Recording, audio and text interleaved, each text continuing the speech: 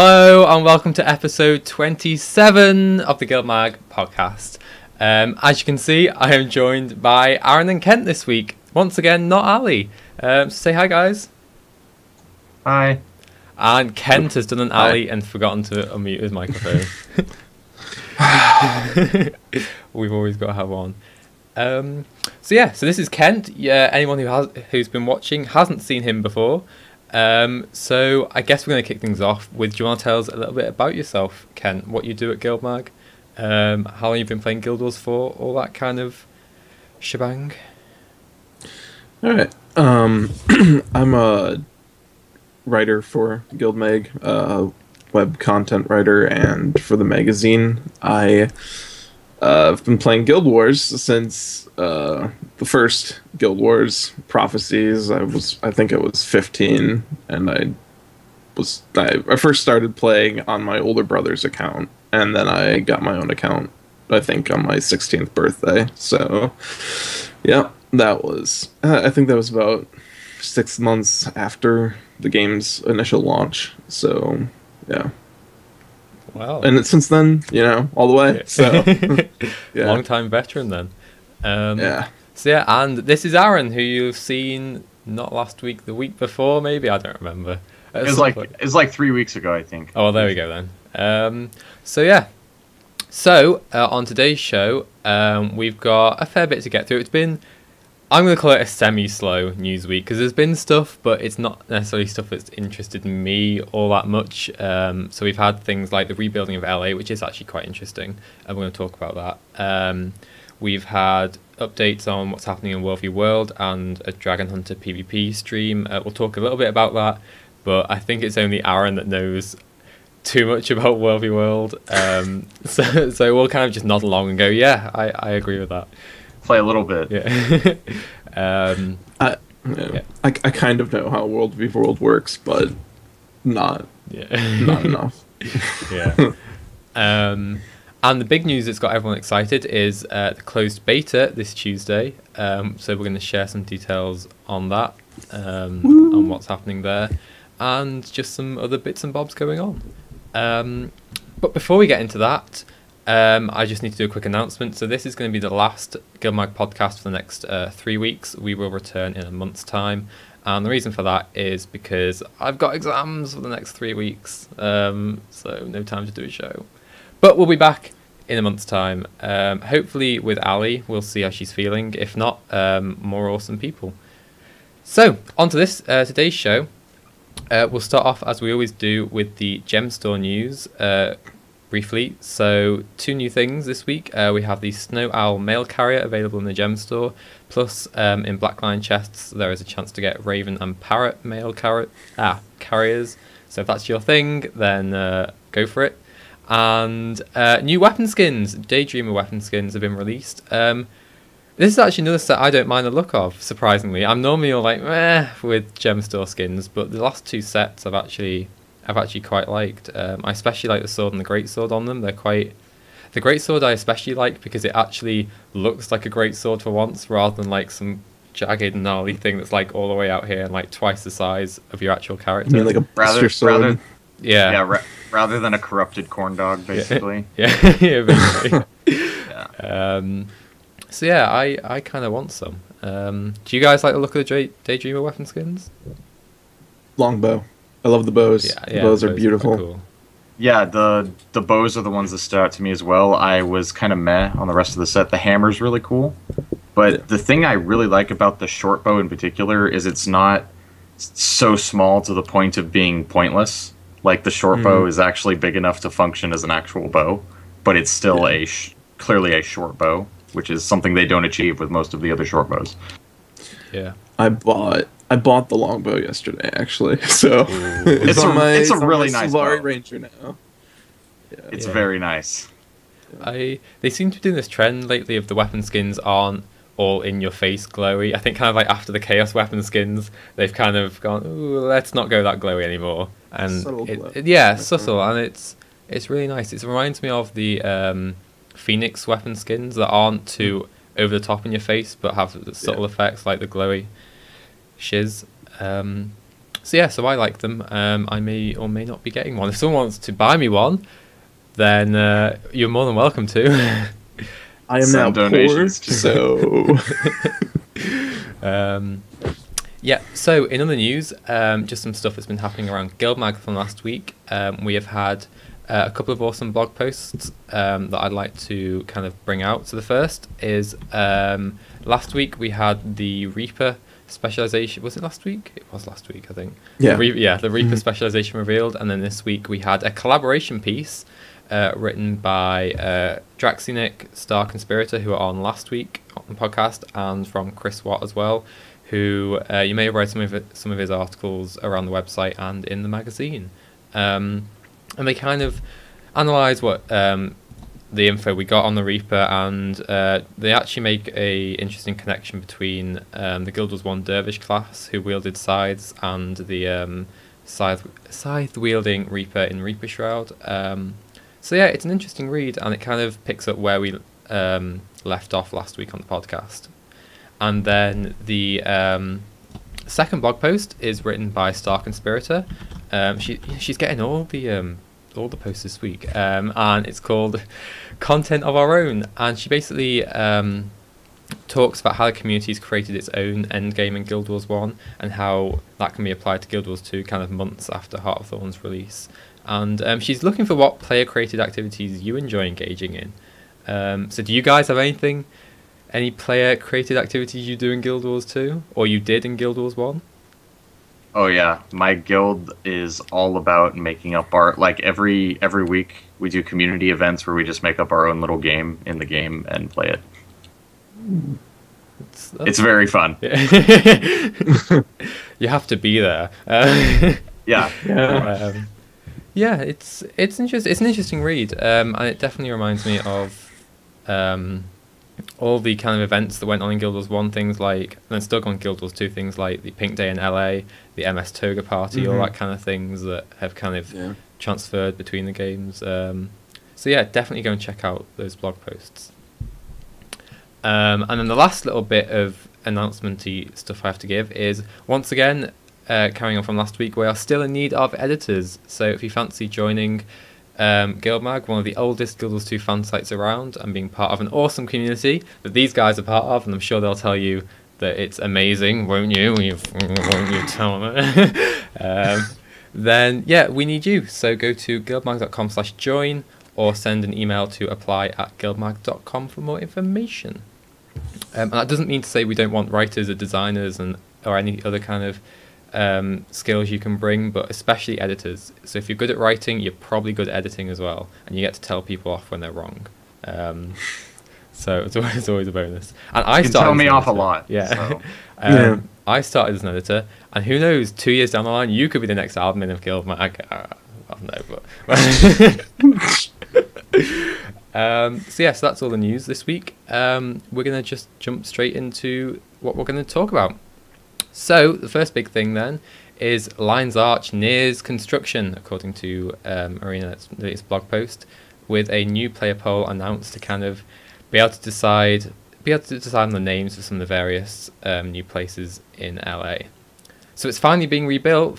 Yay! I actually, when I actually logged in and thought about it, I did kind of think, you know what? It's actually about time it was rebuilt. Like I wasn't really thinking about it too much before this announcement, but looking back, I think, yeah, it's kind of been destroyed long enough now.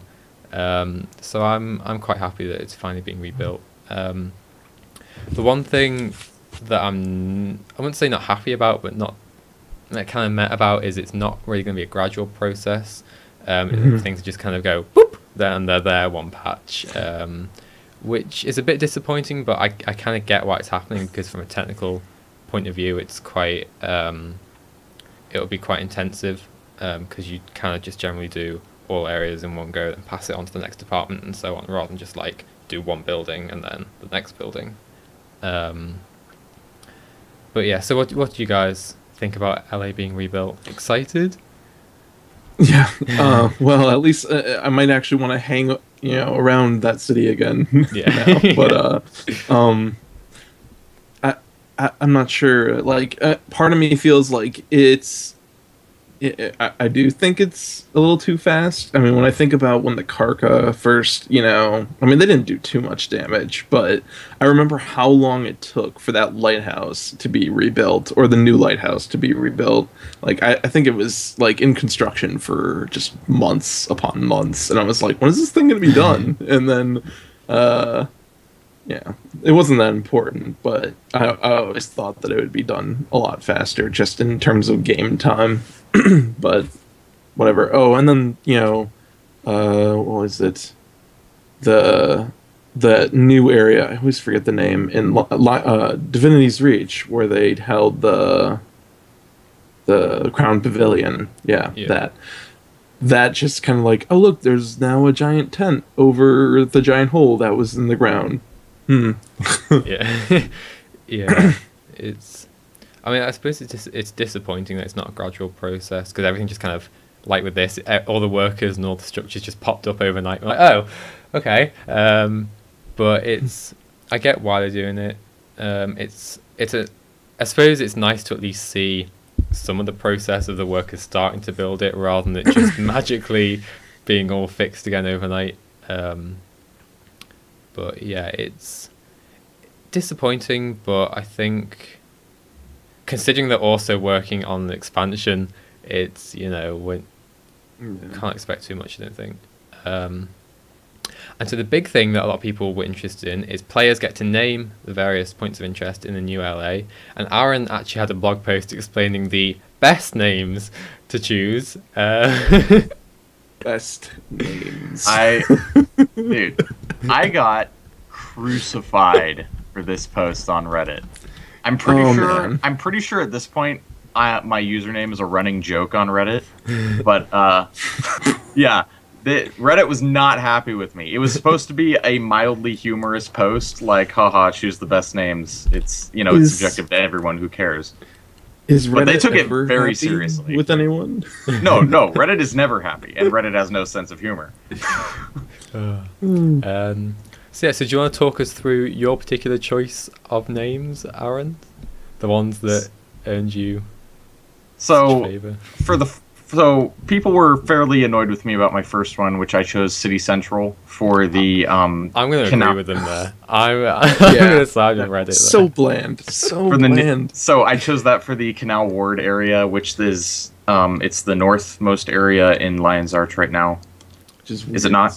Yeah. Yeah. So, yeah.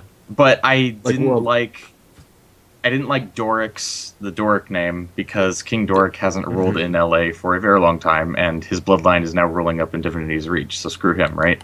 And then everybody likes Commodore's Quarter. I don't, because it's a mouthful and it's hard to get your mouth around, so I said no to that one as well, and I went with City Central.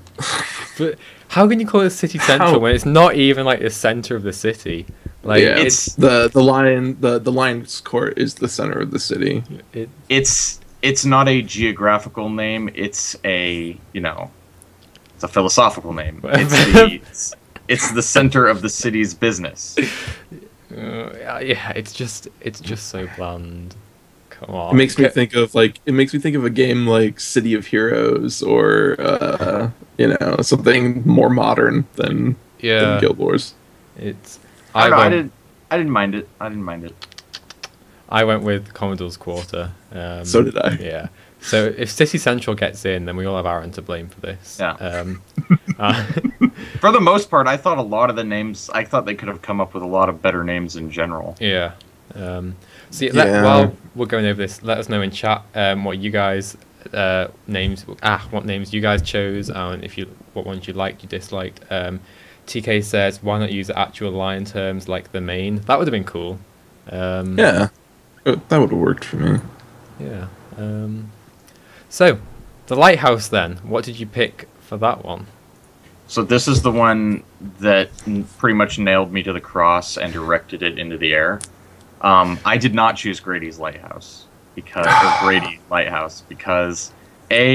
Grady really didn't hit home with me that much. Is like, okay, this was an event, a thing, and a guy died. Moving on.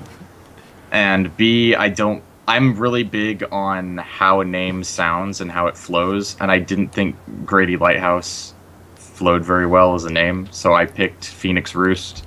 because phoenixes are cool, and that was a cool name. So this is the one where we actually agree, and I picked Phoenix Roost as well, purely for the same reason. So I agree with you on that one. Grady was I went just, with yeah. Grady is not an elegant name. I'm totally in agreement, but at the same time, I feel like I felt like there should be some memoriam for the guy who maintained the lighthouse, and you can still see his daughter at one of the grave sites in Lion's Arch, and she's all sobby and sad, and it's like you run into her and you're like, oh, this is a oh. So I mean from I think a lore standpoint, it makes more sense. Like I could see them making a memorial to the Grady family. Couldn't they just like stick a plaque on the side of the lighthouse or something?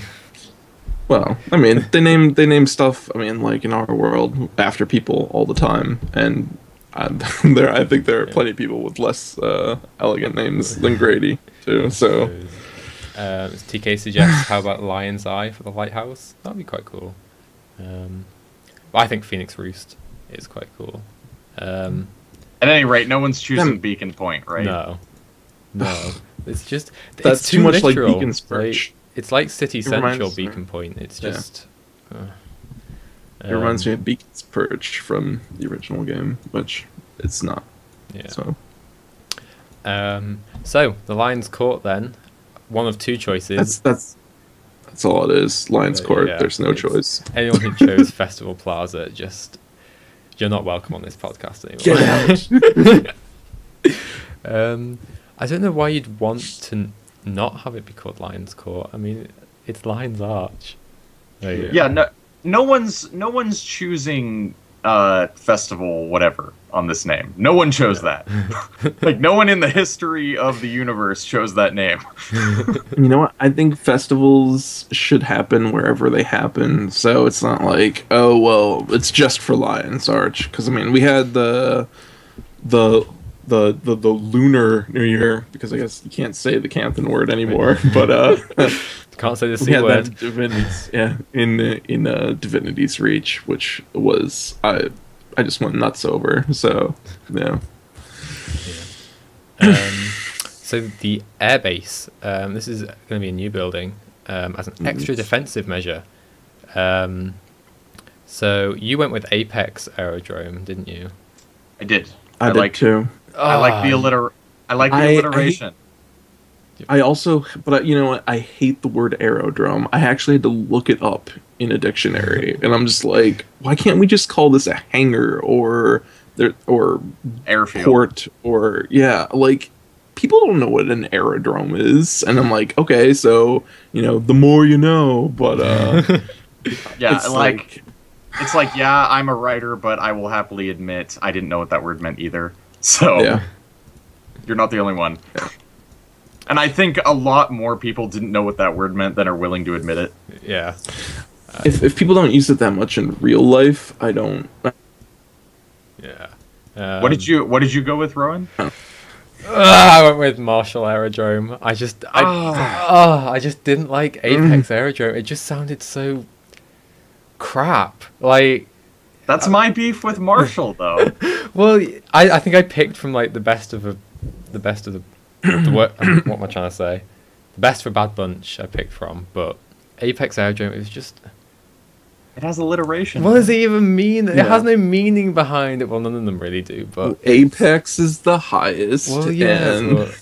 Is it even at the highest point in line? Like I don't know. So you'd hope so. Well, if it's not, then that's just a piss poor naming. Yep. But yeah, I went with Marshall Aerodrome. I think I just picked that one randomly. I was like, and that one. And so the memorial. I actually. Yeah. I was gonna say I actually read it wrong the first time, and my friend didn't point it out until later. I thought it's read as Aerodome, so I didn't realize it until my friend pointed that out, and I was like, "Wait, what is an aerodrome?" That's yeah. Yeah, I just thought it was Aerodome, and I was like, "That's an air thing."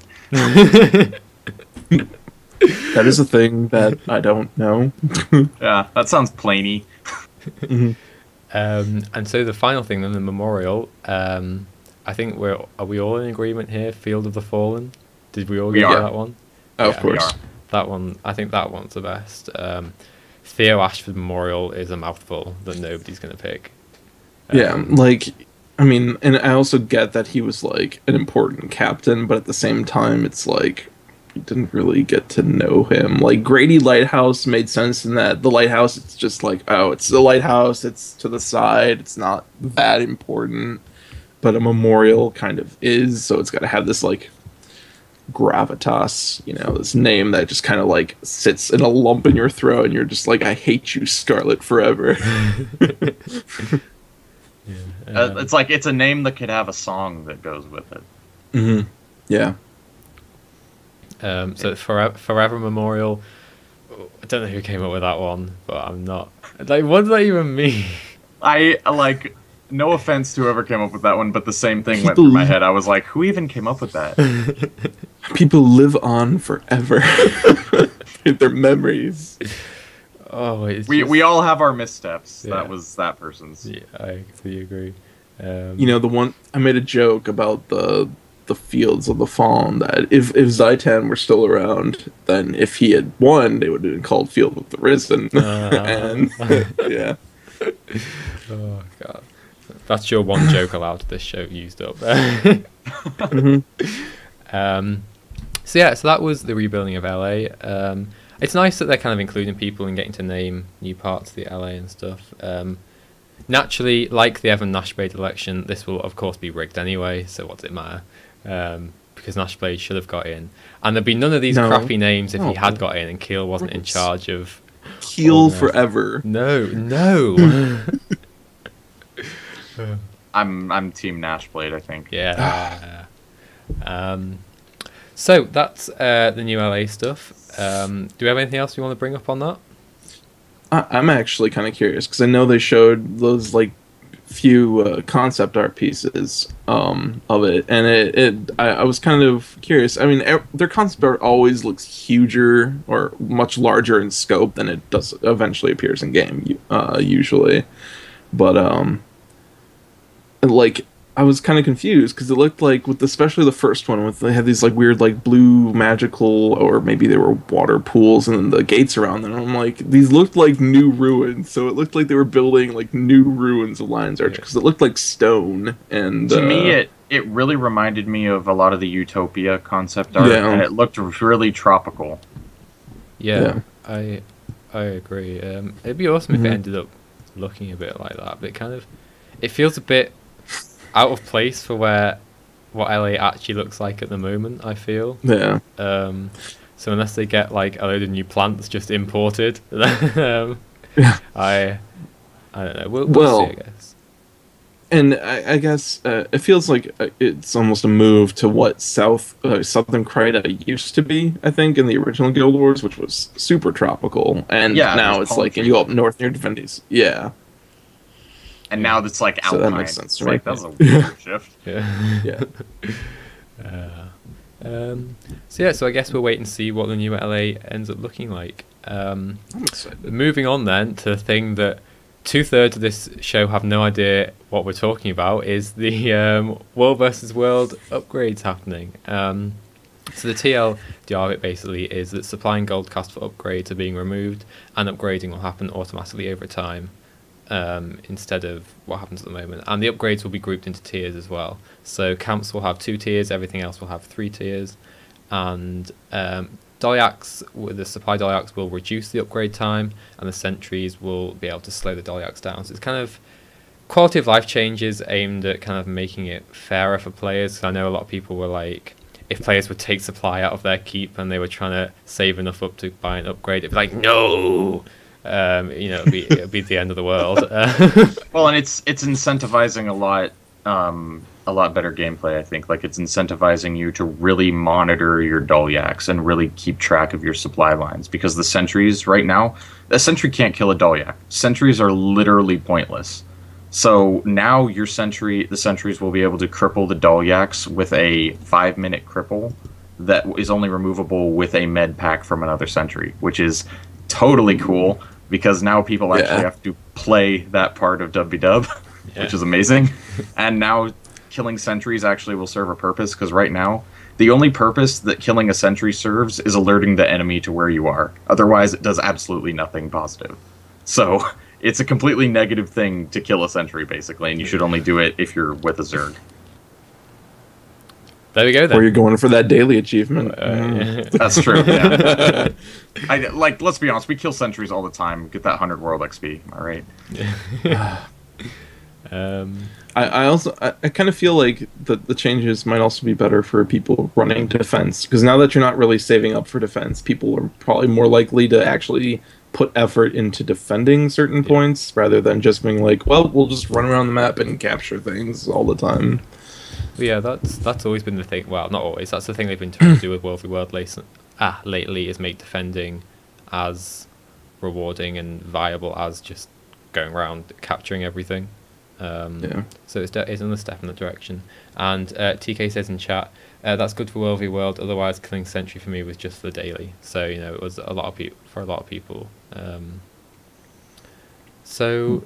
Yeah, I can't really comment much more on the World v. World stuff because I barely play it. The keep changes are great, and the supply changes are great, but and it's great that they're reducing the amount of world ranks you need to advance tiers, because those are ridiculous right now. And when they release the new Borderlands, there will likely be a lot more new tiers to supplement those points that have been lost. So that's all fine. I'm really salty about them removing the applied strength and fortitude buffs, because for those of us that can use those, we really like them because they were really hard to get, and it feels really rewarding to have them. And now they're gone. Well, can't have everything. Yeah. I'm willing to take that hit for these changes, though, because they're overall really good. Mm-hmm. Yeah, I'm keeping up. Well, I've been reading a bit about what the World v. World community has been reading about them overall. It seems like a really positive change. So yeah, you never know. It may be enough to get more people into World v. World. I do tend to find every time they do World v. World updates, I will pop in just to kind of play for an hour or two, and then, admittedly, I'll never go back again. But it does bring me back now and again. I did go to the Fractals of the Mist when that came out. I really liked that area more than the standard World versus World zones. And so TK says, mostly my experience with groups in World v. World was to run in cap or recap, and large fights happened when opposing capture teams met. Very few big defensive fights. So yeah, it should be interesting, and I think it's kind of making World v. World what they originally wanted it to be, because I don't think they predicted everyone would just go around in big Zergs just capping everything and not worrying about defending things. So it's positive changes, I think, to make defending much more viable. Definitely. And that's all I can say on World v. World. Do you have anything else you can bring to the table? Just that, obviously, they made the mention that these changes are coming with Heart of Thorns, so we won't actually see these changes be implemented in the current Borderlands, because they will be replaced come Heart of Thorns. So these will all be changes that are only going to be active in the new Desert Borderlands map. So we really, if you're thinking of them in context of the Alpine Borderlands, don't even do it, because there's no point. There we go, then. And so, moving on to some big news this week, is that there's a closed beta this Tuesday in 2 days. About time. About time. So for everyone who managed to get a portal drop, then congratulations on being in the beta, and anyone who got selected through the newsletter, congratulations. And so the beta is happening on this Tuesday over 3 2-hour-long slots. I feel like it's kind of more like an extended stress test than a full-on closed beta, just because it's just slotted rather than how they've done it in the past, over a weekend or that kind of thing. So I'm kind of hoping we will get later on down the line just a beta weekend or two, just to really be able to properly get our hands on it. But yeah, so there are 3 lots of 2-hour slots, and well, not these two, but I and GuildMag will be streaming all of them on twitch.tv/GuildMag. So make sure you tune in for that if you haven't got access. So for UK/EU peoples, the stream begins at 7:30 p.m. BST, 11:30 p.m. BST, and 3:30 a.m. BST, which minus 1 hour for GMT, so 6:30, 12:30, 2:30. If you're anywhere else in the world, I've got no idea. You'll have to convert that one for yourself. If you live in Australia, I'm sorry. You know way more time zones than me. There you go. So yeah, so I'll probably be streaming the first 2. It's not good. And then I think we have Star Conspirator streaming the 3rd one. That may all change. We don't know yet. We'll see what's happening come Tuesday. But the big thing that I want to point out is we are going to be having some item giveaways on the stream. And not just any item giveaways, real life item giveaways. We have got plushies and t-shirts to give away. And anyone is eligible to enter. We'll ship them international. If you want to help out with shipping costs, we'd appreciate it, but it's not mandatory to enter or to win. And so I've got an example of some swag, which I'm going to do a little swag parade of. So swag parade. This is a surprise. I didn't know this was coming. Hang on, I need to take the headphones off. Guys, this is super exciting. Oh man. I'm gonna be jealous of all the swag. Right, okay, so we haven't yet decided, well, I haven't yet decided what we're going to give away, because we've essentially got 2 lots of prizes coming in from different sources. So the stuff I'm going to show now is stuff that GuildMag was sent by ArenaNet about a month ago, I think, something like that, as like a little care package. And then we've also got some prizes left over from this year's Festival event, courtesy of all the guys there. And Chris Watt on our team is organising that. So the prizes are going to come from both of them. And we're holding some back for other stuff we're doing later down the line, which is secret.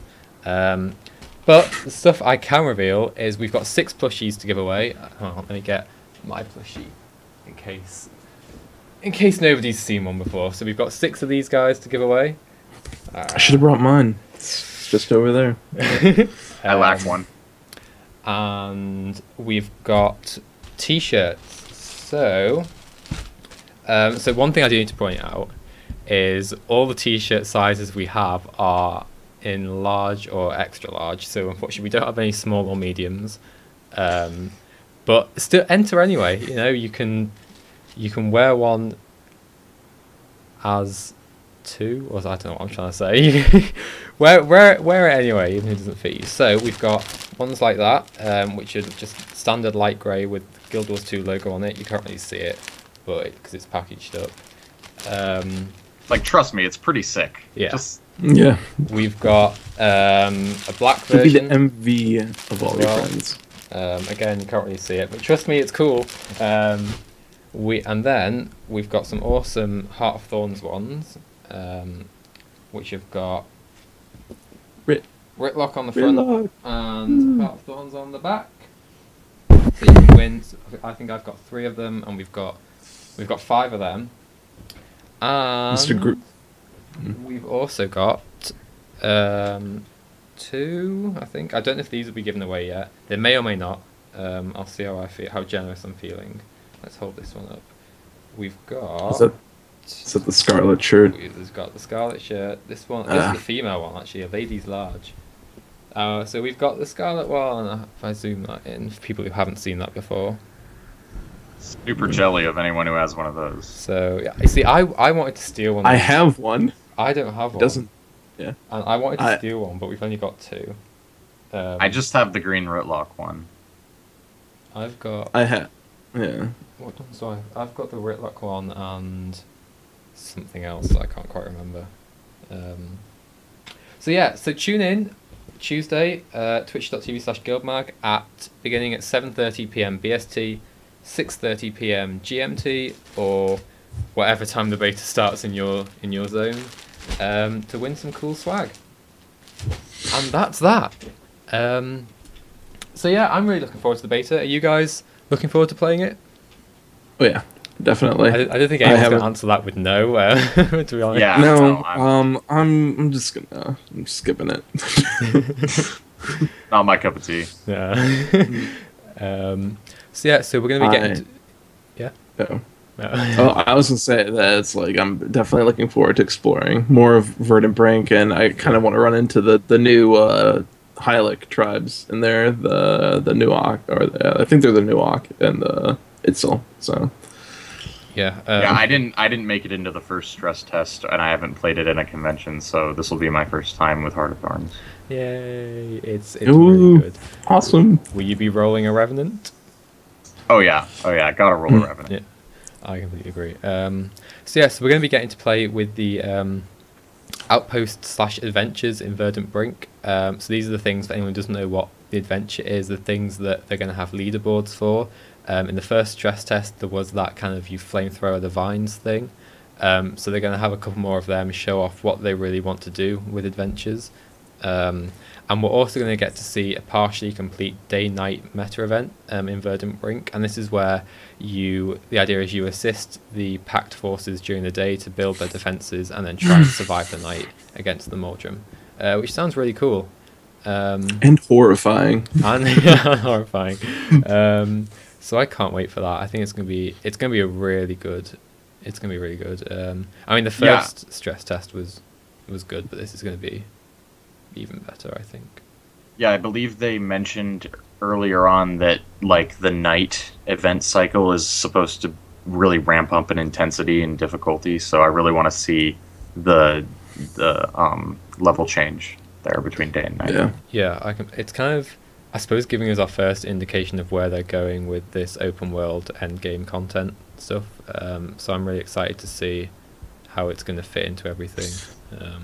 I'm more curious to see if it's like I mean, I know that each zone has a day and night cycle. I mean, just because of that's how the game works. But if there's going to be that in every Heart of Thorns, you're not the first. Oh, that's like the fifth time I've done that. You did it in front of the devs at PAX, and you're doing it now. It's okay. They've done it too. So. At least those who, yeah. So I'm really excited for it. I can't wait, and I guess we'll just see what's waiting for us in the beta. There's not really much more we can say about it right now. If you didn't get an invite, then my condolences. Definitely make sure you check out our stream as well for all that cool swag. And yeah, that's the main news that's happened this week. So some other stuff is some data mining that Shaman has done is with additional mastery tiers. So mostly it's just some more information about gliding masteries, and I think there's a little bit about the Exalted in there and New York. So I'll just pull out a couple of ones that people will really practice. What people are really excited about is one of the ones is with practice you perfected your flying style. You can now lean forward and increase your airspeed at the cost of endurance. Another one is you and your glider fly as one. Outside of leaning abilities, you're able to fly without endurance cost, which is one a lot of people are excited about. Yeah. So it sounds like gliding, it's going to be really worthwhile investing in the gliding mastery as far as you can. I just can't wait. I wonder if we'll get to see it during the closed beta. I don't think we will. I mean, we might do, because since it's been data mined and added in the patch, I don't know. It would be really cool if we did get to. Whether or not we'd actually be able to unlock them with mastery points, because you wouldn't be able to earn enough points to unlock it. But yeah.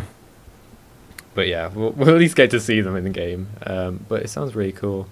And one of the things I really liked was in the Exalted track is the Exalted have taught you to use springs found throughout the jungle to cure your ailments and receive beneficial effects. This sounds really cool. That reminds me of the buffs in the original Maguma Jungle in the first game, where you would walk in the water and you'd receive mending on your character. the font of Maguma healing effect. Yeah. Masok confirmed exalted. Actually, I mean, teaching you to find little springs that heal you does not seem like something the Mersat would be very down to do. No, it doesn't. I really want to know what these exalted are. I really, really do. Yeah. I hope they're Mersat. That way my article will be correct. Yeah. But if they're not, then whatever. They're just the Mersat that they extended. They ascended. That's what they did. Yeah. Yeah. We'll go with that. There you go. No, it works. I'm in.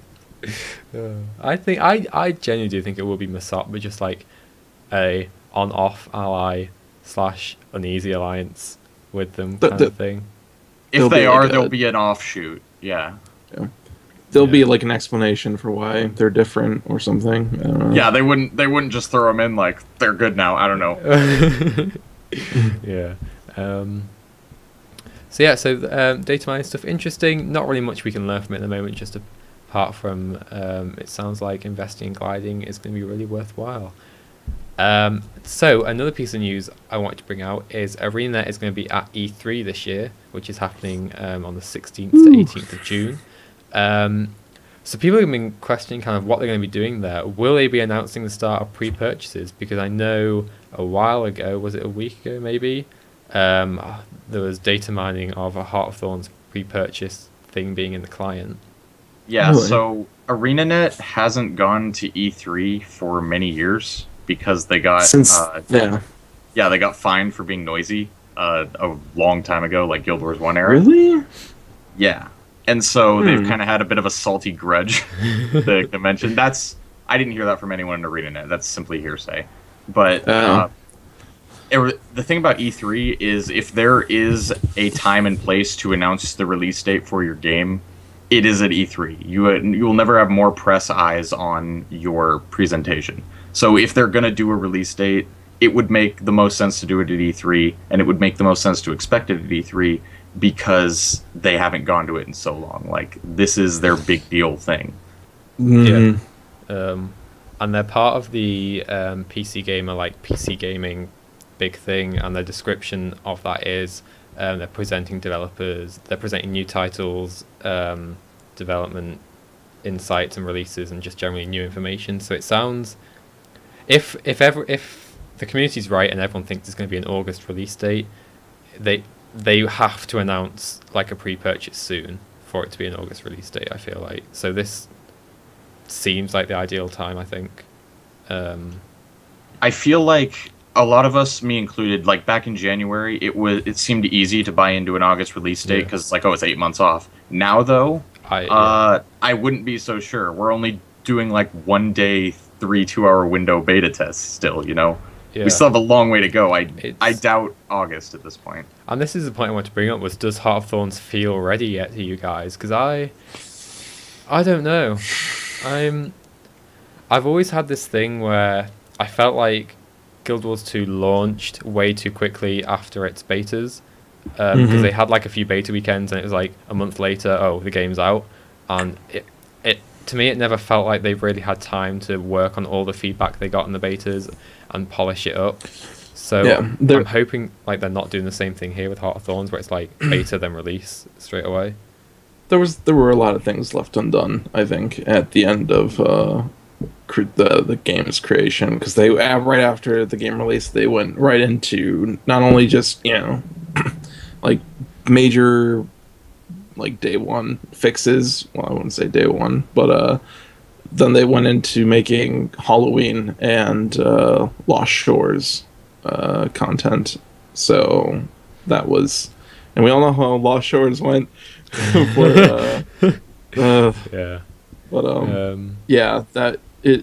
And I remember them saying that, like, the last parts of the game, especially the Zaitan mission, I don't think that was functional, at least during, or it was barely functional after release. So they just kind of like pushed it out the door unfinished a little bit. I remember a lot of the stuff in Ore just was not functional for like after release. I know a lot of the cathedral events broke a lot, but so yeah, I'm kind of being a bit skeptical about if we're going to get August release date now. I feel like I'm hoping it's at least 2015 release date. But Yeah. I guess we'll wait and see. Because I mean, I know typically a lot of other MMOs have their expansions available for pre-purchase months and months in advance of when it's coming out, not just like 2 months, let's say. Now, I can't remember off the top of my head, but I feel like they did at least confirm at PAX South that it would be 2015, that Heart of Thorns would be out. Maybe. I don't remember. Yeah, I can't say for sure, but I seriously doubt they'll wait till 2016. No, I'm pretty sure we'll get it 2015. I'm pretty sure as well. What's interesting, actually, I wasn't going to bring this up, but so anyone who's been following me on Twitter or in the GuildMag Skype group the last week will know that I got crazy when Blade and Soul was announced to come out this winter. For anyone who this is relevant to what I'm about to say, trust me. So for anyone who doesn't know, Blade and Soul it's developed by NCSoft, who obviously own ArenaNet and publish Guild Wars 2, and it's a Korean martial arts fantasy MMO kind of thing. It's been out in Korea since 2012. It's coming to the West at the end of this year. Specifically, I've said winter 2015. So that begs the question: would they hold up Guild Wars 2 to releasing like the end of this year as well, if that's going up against Blade and Soul? Because they're both by NCSoft essentially. Yeah. So, and they both make NCSoft give or take the same amount of money. If you look at the earnings report, they're both relatively equal. So maybe a kind of September, October release. Maybe, I don't know. Maybe. I think it all depends on how. I mean, for all we know, they could ramp up, press and feature releases or information releases in June and July if they want. I guess if they wanted to, I don't know, but I'm skeptical about August as well. So yeah. Well, I guess we just have to wait and see.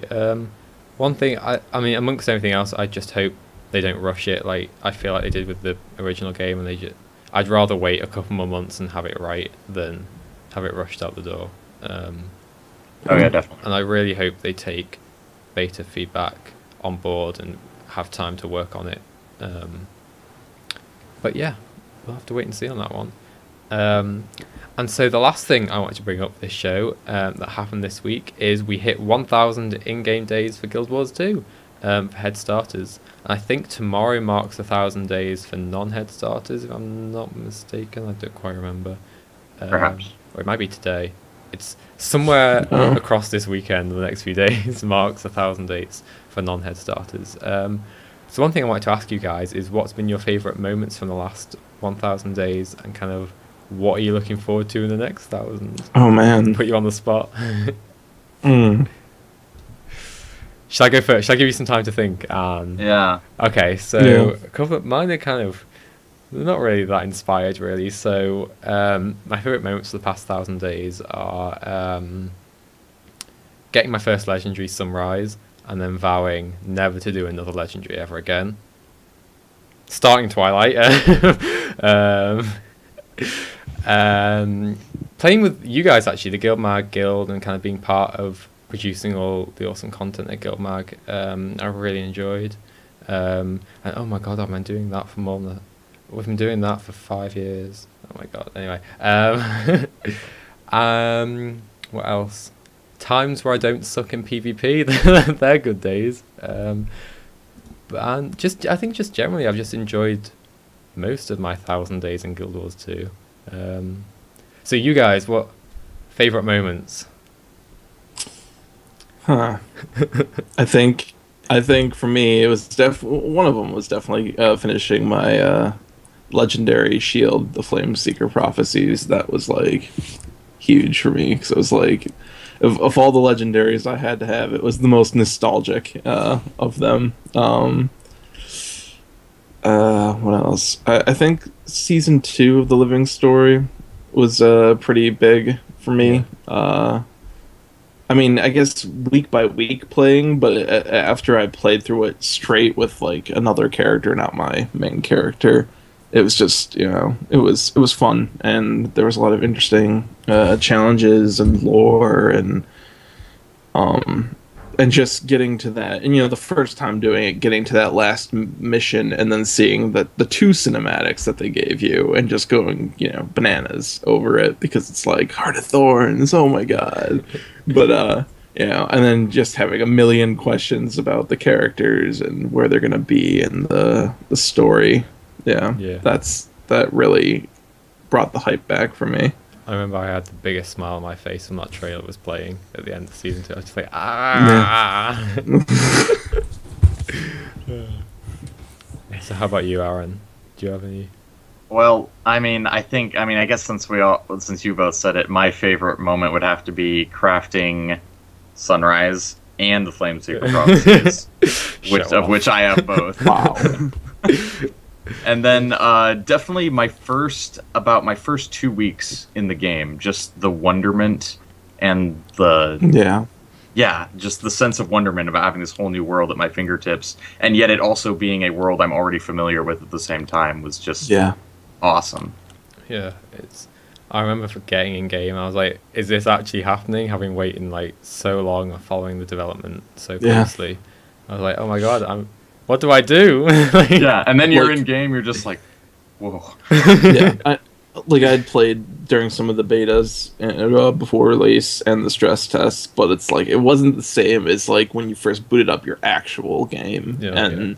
And I walked into Queensdale, and I'm just like, oh my god, like I'm here, and it's here. I remember taking a screenshot of my character in the Hall of Monuments, my original Guild Wars 1 main, and then taking the same screenshot in the same position with my Guild Wars 2 main, and it was just like, full circle, But I remember being in 7th grade when Guild Wars 2 was announced in 2007, and I put aside $50 so I could buy it. And that sat in my bank account for a very long time. How old was I when Guild Wars 2 was announced? That was 2007, so I was a junior in high school. So, yeah. I was 13. I was 17. Let's go with that. And I remember, 25. You know what? I remember it was beta weekend 2 or 1 where this podcast first started up, the original run of the podcast I was doing, and that's when I met Ali. And ever since, she's been on that show. Wow, it's been so long. And so in chat, TK says, one of my favourite moments was the first time I finished the Battle of Claw Island and then doing Tequatl event for the first time. Yeah, and it was one of my favourite moments, I think, was doing the Shatter event for the first time, because I've been so excited to do that event, because I think they'd shown it off quite a lot in the run-up to the release of the game, and I was like, oh my god, I'm finally doing it. Because it was the big moment in the trailer. Yeah. Nowadays it's just like, Claw, the Shatter, but Claw Island, it was the most depressing moment in the game, at least at the time. Yeah, Claw Island, like, it was kind of cool at first, but now, after doing it 8, 9, 10 times, I'm just like, Claw Island. Oh man, and I think they lowered the strength, or at least the damage, of the Risen, because I remember the Risen just being ridiculously strong, like regardless of whatever profession I was playing, and I just remember them like, coming up to me and just beating me to death, and I'm just like, can you not? I think a lot of things were quite strong, like in the early game, because I know they nerfed Aslan Catacombs dungeon quite a lot, because I remember all the dungeons, I believe, and they nerfed the hell out of ore. Because I remember thinking when I first entered AC, like, oh my god, this is so difficult. Like, I think it was just story mode as well. Of course, we were all our first time in AC. We were all full green gear, just hit level 30. That's true. Story mode, story mode wasn't that bad, but explorable is another. So do you guys have anything you're looking forward to for the next 1,000 days? It's a big question. Here's to many more expansions. Yeah. Yeah, that definitely. Here's to hopefully.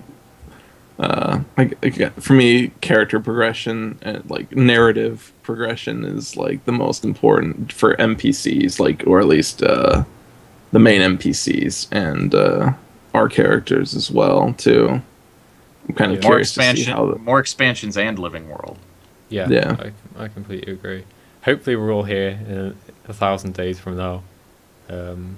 Still doing this podcast. Yeah. Oh my God. So I think that's about it for today's show. Do you guys have any closing things you want to bring up? Watch the beta stream on Tuesday. Oh, we stole my line. Definitely do that. Oh, now he doesn't have anything to say. So yeah, watch the beta stream. There is awesome swag like t-shirts and plushies and things you can win. Regardless of where you are in the world, we will ship it internationally. So that's twitch.tv/GuildMag on Tuesday. First stream is at 6:30 p.m. GMT, 7:30 p.m. if you're in the UK. And it'll be me, I think, unless somebody else takes over. And I'll be kind of... Well, yep. I was gonna say, if you want, we can all like you can also record our. I'm not sure if you're able to do this. If we group up, we can like do a group chat thing or vocal. So like, even though it'll just be your footage, you can hear us all, reacting to the. I've been toying around with the idea of doing like a group chat where everyone's in while we're playing the beta, and then I'll be streaming. I don't know how hectic that'll be for the actual stream when everyone else is talking. We'll see what happens. Yeah, definitely tune in. If you've got things you want me to go and explore, if you've got questions, I will try and answer them during the stream as well, so that you're not left out. And yeah, that's about it. So big thank you to Aaron and Kent who joined me today. Remember, we're not here for the next 3 weeks on the podcast. But keep checking out guildmag.com. We've still got all the content and stuff going out. It's just I won't be podcasting for the next 3 weeks. So in a month's time we'll be here. Make sure to check out the stream on Tuesday. And that's about it. Thanks to everyone for joining me for this episode. Yeah, I think that's it for today. So, bye everybody. I'll see you in a month's time / on Tuesday. Bye.